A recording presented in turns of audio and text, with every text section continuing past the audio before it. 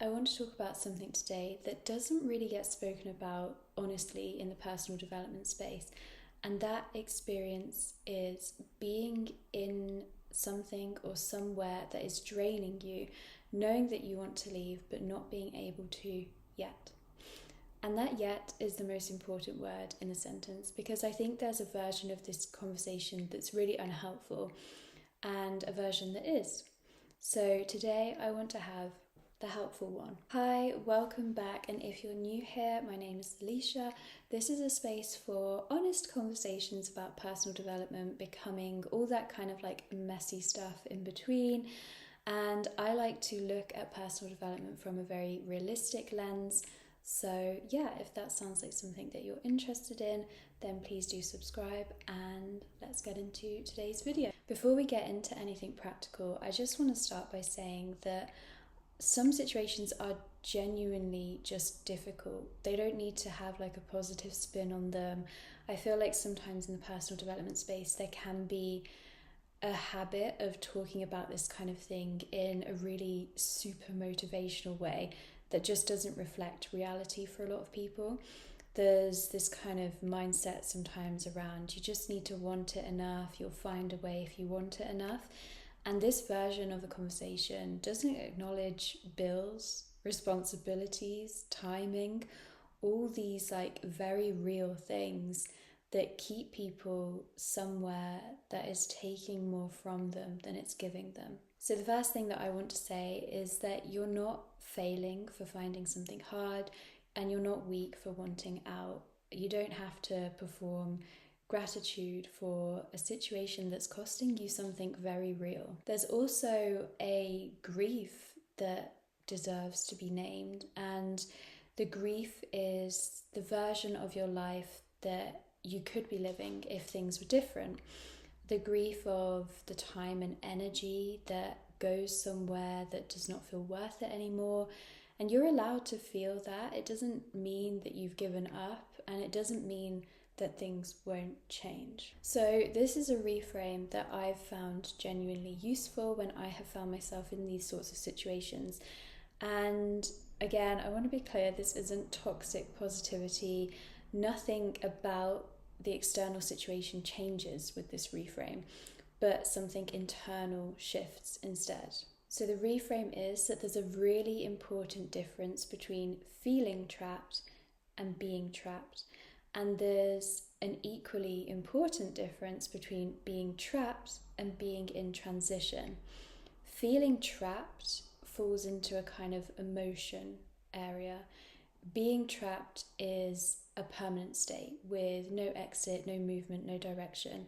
And in transition is something else entirely. It's a temporary state, and it has a destination, even if that destination doesn't feel reachable just yet. And the thing is the situation can end up looking identical from the outside in all three of these cases. The difference is completely internal. It comes down to one question. Do you believe that this is your life, or do you believe that this is a season of your life?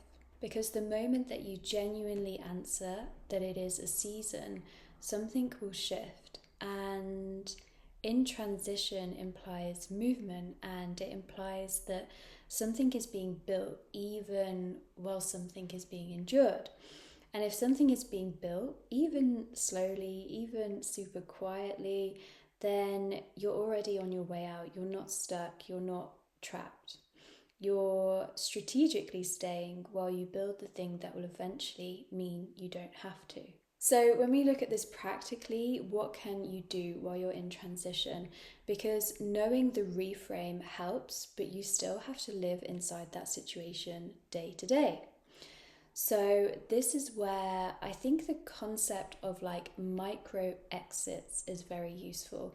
So you can't leave the situation yet for whatever reason applies to your situation, but you can find small pockets within it that belong entirely to you. So these are moments, activities that give you psychological relief from the main thing that is draining you.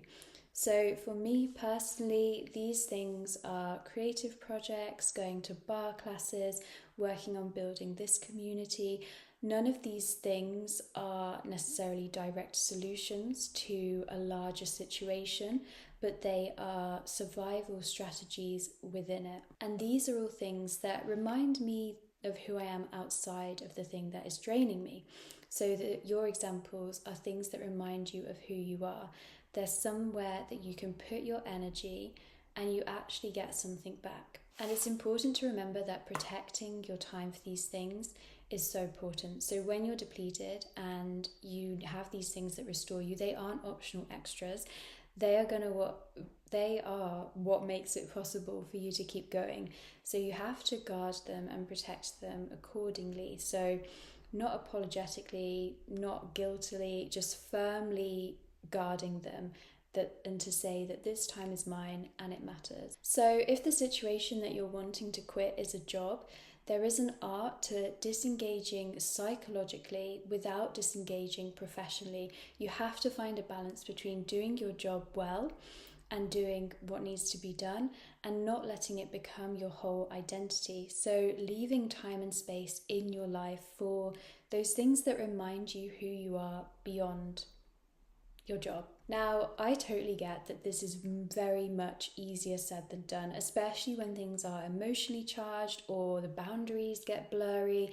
But every time that you choose to protect your personal time, your creative energy, your sense of self outside of this draining situation, you're taking part in a small act of resistance.